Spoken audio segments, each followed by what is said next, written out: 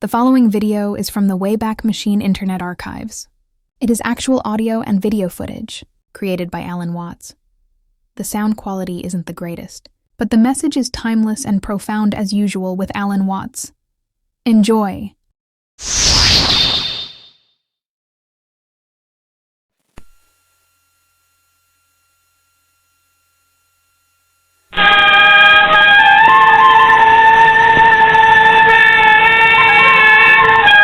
Eastern Wisdom and Modern Life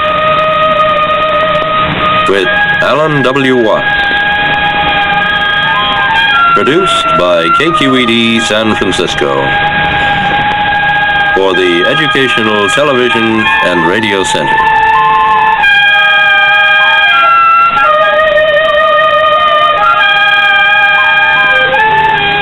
Alan Watts is a scholar, lecturer, and the author of many widely read books on comparative philosophy and religion.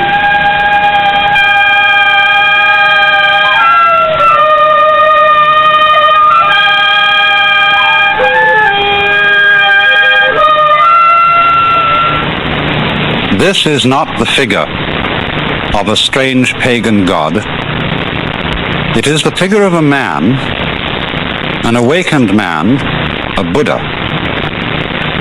And I expect you may have wondered why almost all figures of Buddha or of many other Eastern sages that you see are seated like this. This figure of Buddha is in the posture of meditation, and the way in which he is seated and the whole cast of his features and of his expression symbolize a certain attitude to life, a certain way of looking things, which in Indian and Chinese philosophy is considered essential to sanity. Perhaps I can give you some idea of the meaning of this attitude by demonstrating it with a Chinese character, a word which represents this whole attitude to life. Most of you probably know that Chinese characters are originally picture writing. And in this particular character, this half of the character is said originally to have represented some water bird, perhaps a stork or a heron. And this other part of the character is first of all a sign meaning the human eye. And then you put legs on it, the activity of the eye, and that means seeing. And the whole character is pronounced Guan. And it means a certain kind of observation, a certain way of looking at things which might be typified by the image of a heron standing at the edge of the water, as in this painting, which is by the great Japanese artist Hano Motonobu. There is the heron standing quietly and serenely, watching the water. And so, the whole meaning of this attitude to life is what is summed up in the entire Eastern idea of meditation, typified in these Buddha figures. And I want to try today to explain to you something of the meaning of this attitude to life.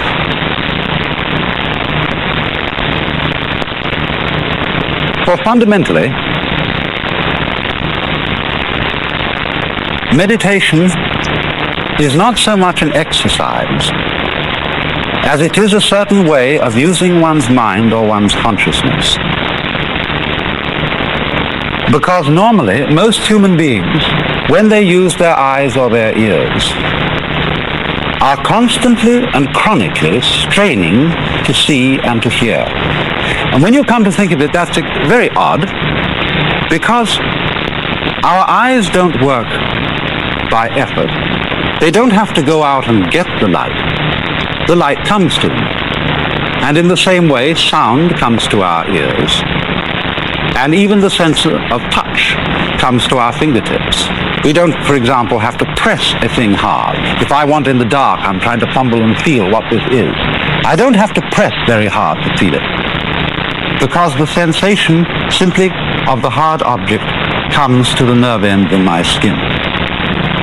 And so it's strange, isn't it, that we have acquired the habit of a constant and chronic effort to see clearly and to hear clearly. I think part of it comes from school.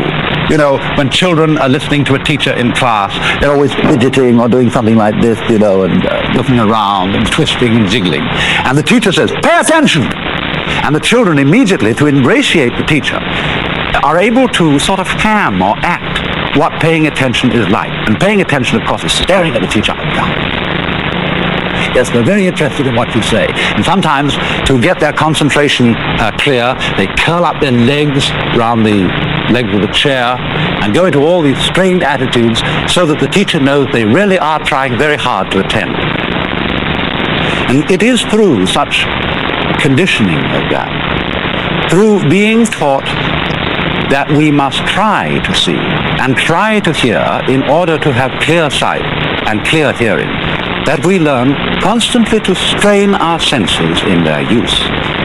But as a matter of fact, this impedes the clarity of our senses, because if you will try staring hard at a book in front of you, or staring very hard at the TV screen you're looking at right now, you will find that it becomes fuzzy. Also, in the same way, if you're trying to listen, say, to a telephone conversation while the children are running all over the house and screaming, if you try to listen to the telephone, you'll get very angry and you'll have to stop to yell at the children to make them be quiet. But on the other hand, if you just let the sound come to your ears, you'll have no difficulty at all in hearing. So, you remember then that heron I showed you. When that heron was watching for fish, it wasn't sort of going like this, all over the place, and what, fish here, no, heron was just quiet like that. And as it were, the whole area of vision is simply coming to the heron's eyes. And the moment it sees a ripple in the water, it darts down and gets the fish.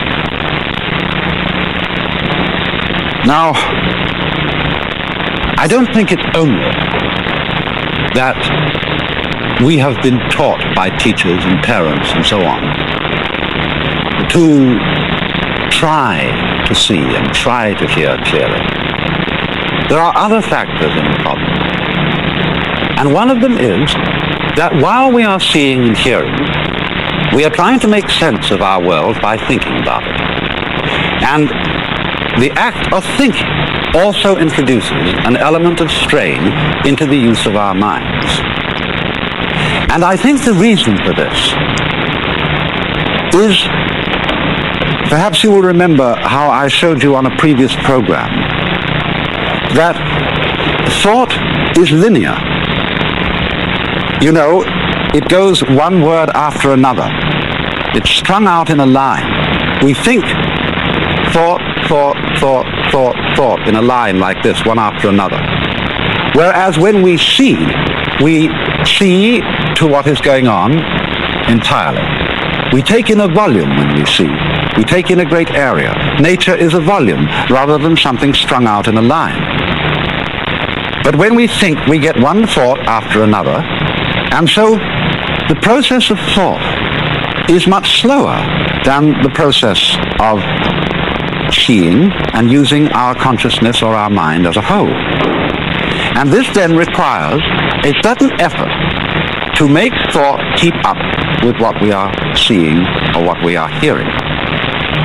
Also, you see, thought works by abstraction. What do I mean by abstraction? Well, a lot of Chinese characters are abstractions. If we take, for example, the Chinese character for man, it is written this way. Now, that was originally the head and legs of a human figure, something, you know, like this. When we draw an abstract figure of a man, everybody knows that's a man. But as a matter of fact, it cuts out a great deal of man.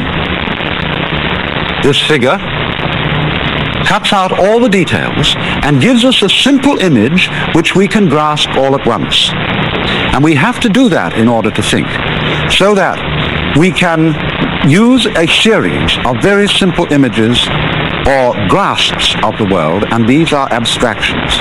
And it is fundamentally in terms of abstractions that we think. Now, thought, as I said, is slower because it goes in a line, thought after thought. And also thought is abstract.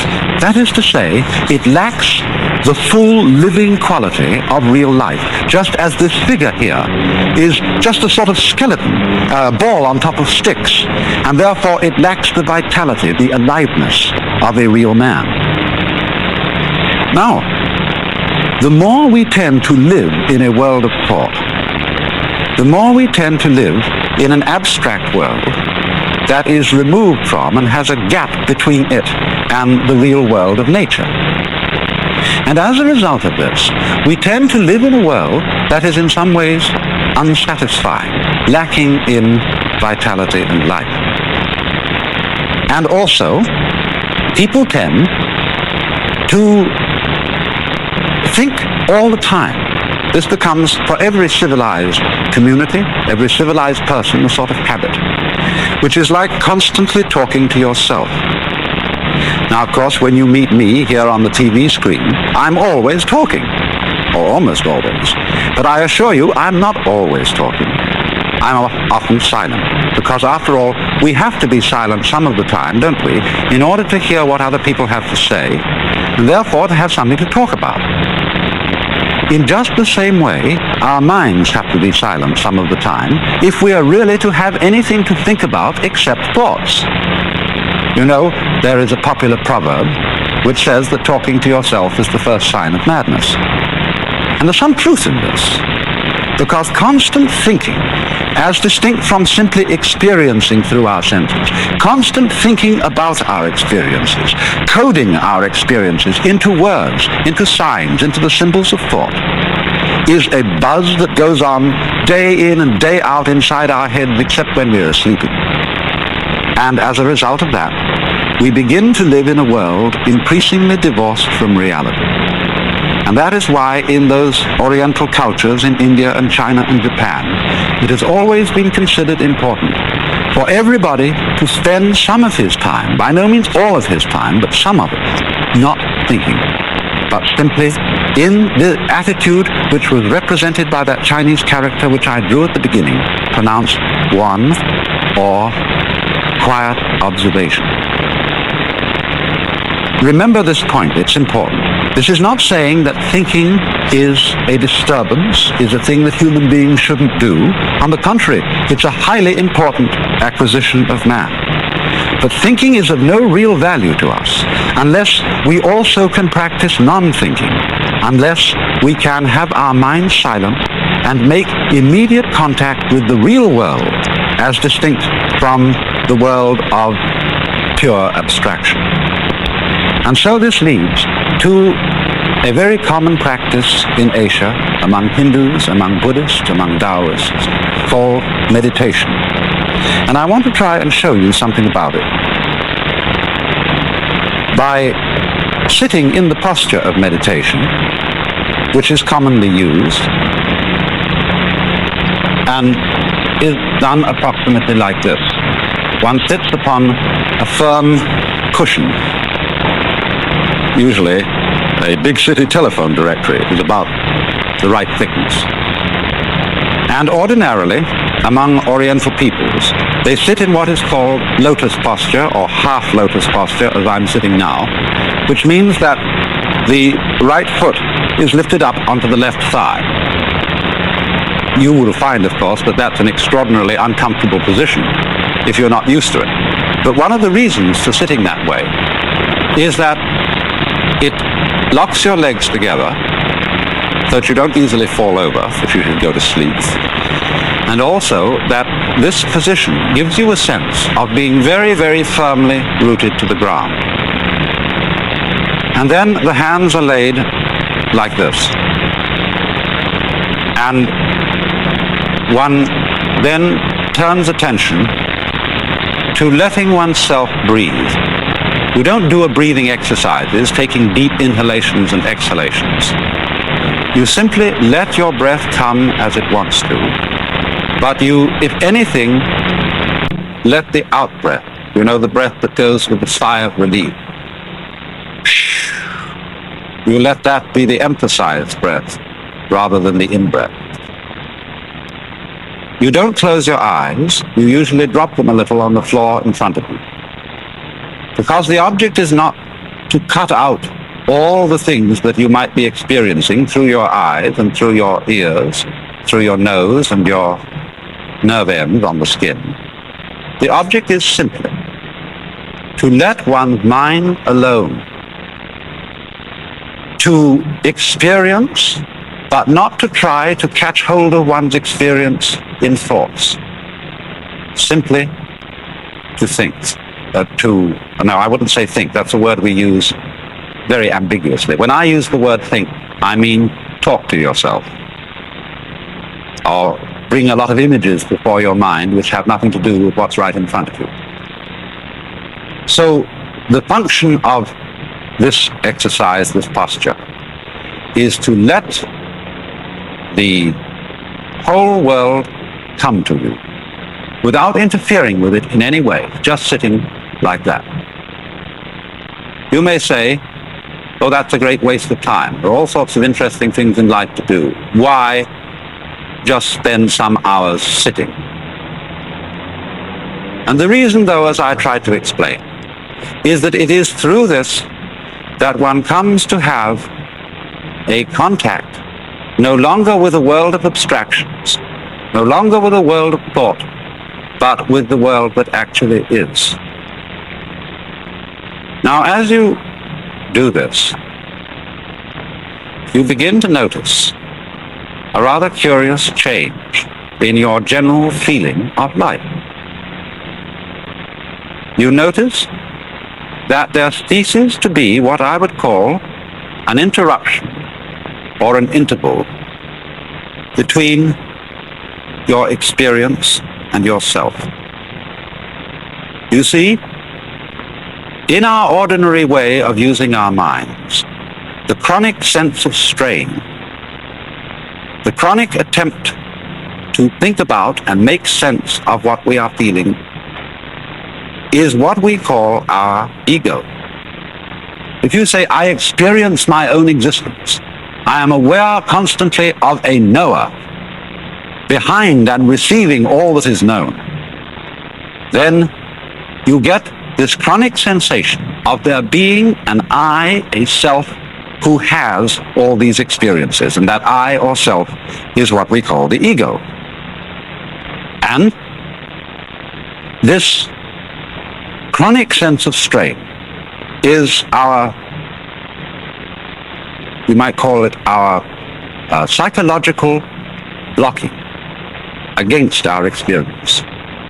The thing that seems to divide us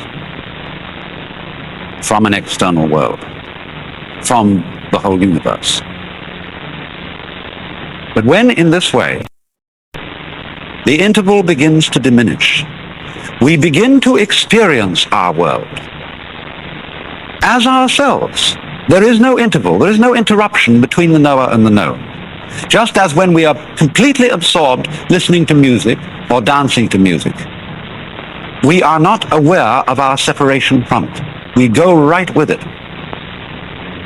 And so in the same way, when the mind responds instantly to what the senses bring, it seems almost as if the mind and what it experiences were one and the same.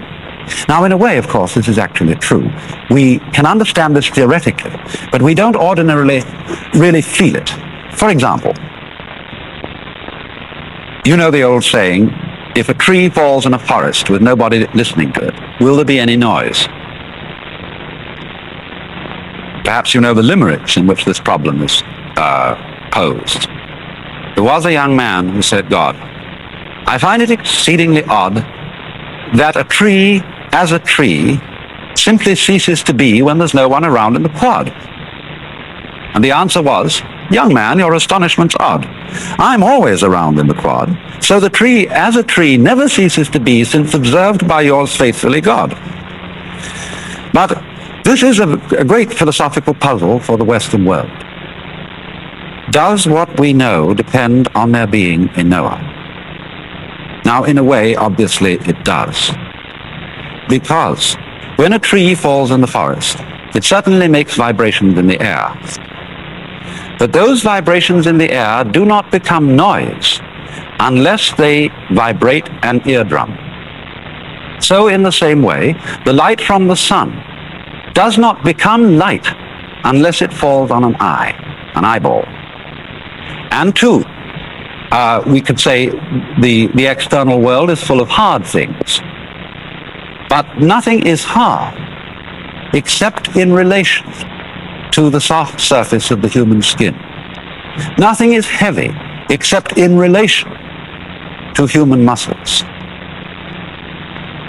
So if there is not a human organism, the world does not appear to us at all as having any of the characteristics which we attach to an external world.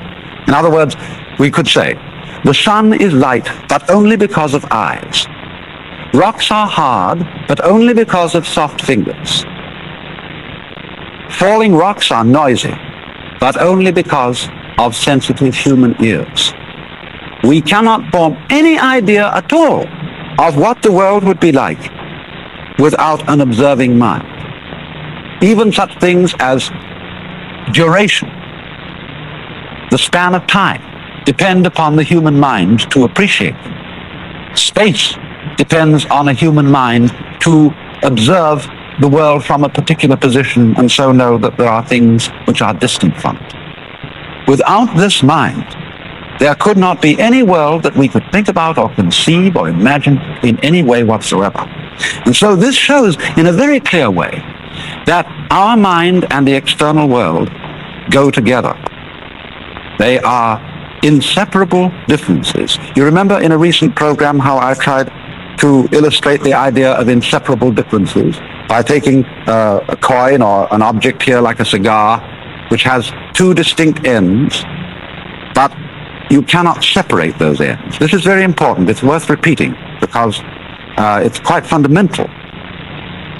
If I would want to take one of these ends off and break the thing and throw it away, it would still have another end. There would still be two ends there.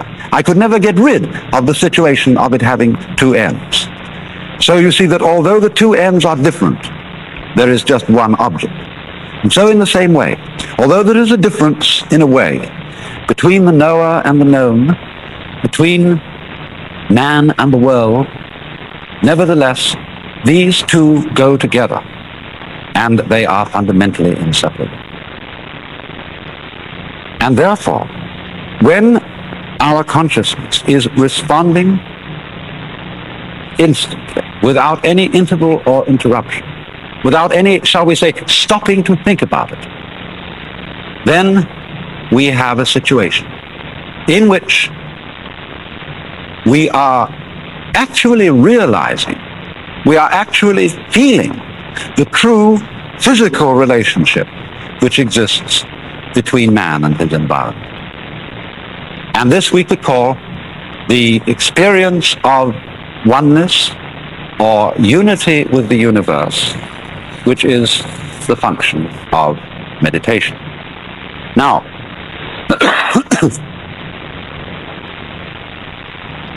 I think it's not difficult to see some very obvious values in this. Because, well, if we live entirely in a world of thought, all the things that we pursue in life tend in a way to become arid and unsatisfactory because we are living in an abstract world. In other words, nobody in his senses is going to eat a menu instead of dinner. Nobody in his senses is going to try and get a satisfactory diet off dollar bills. And yet, you see, dollar bills and menus stand in the same relation, on the one hand to wealth, on the other hand to dinner, the same relation in which thought stands to reality. They represent it. They symbolize reality, but they are in no sense substitutions for it. Yes, you can do a great deal of things if you have a lot of dollar bills, but unless you exchange those dollar bills into real concrete worth, they are of no value to you. And so in the same way, if we try to live in the world of pure thought, we begin to feel a strange, unsatisfactory quality to the world. And this living in pure thought is not something that is only done by, professors and intellectuals and thinking people. Perfectly ordinary people often live in the world of pure thought. As, for example, when we pursue certain goals in life, when we say, I want to be successful, I want to be happy, these are really abstractions. Because supposing you become enormously wealthy and you're able to afford 3 cars and 6 houses, you can't drive in 3 cars at once. You can't live in 6 houses at once. You have a symbol, which we call prestige, of your status. But that is an abstract symbol. You can't eat prestige. You can't eat success. And so, to overcome that kind of beguilement by the fantasies of thought, not thinking is an important adjunct to thought. To be able, every so often, to cease the hubbub going on inside one's head and to let talking to oneself stop and come to stillness. You needn't, of course, sit in the meditation posture like this to do it. This is simply the way that's done by Buddhists, Hindus. You can walk, you can sit in the ordinary way, you can lie in the bathtub and do it. You can lie on your back in bed before you get up in the morning and do it. Just let your mind alone and stop trying to make sense of the world, so that there is really something to think about other than thought itself. Like if we wrote books about nothing but books. This is, I'm afraid, what a great deal of scholarship is. Books about books about books. And so in this way, through meditation, we come to that kind of profound peace which is exhibited in the faces of the Buddhas. I remember particularly some words by Lafcadio Hearn, in which he gives a marvelous description of the whole attitude which these faces represent. Each eidolon shaped by human faith remains the shell of a truth eternally divine, and even the shell itself may hold a ghostly power. The soft serenity, the passionless tenderness of these Buddha faces might yet give peace of soul to a West weary of creeds transformed into conventions, eager for the coming of another teacher to proclaim, I have the same feeling for the high as for the low, for the moral as for the immoral, for the depraved as for the virtuous, for those holding sectarian views and false opinions, as for those whose beliefs are good and true.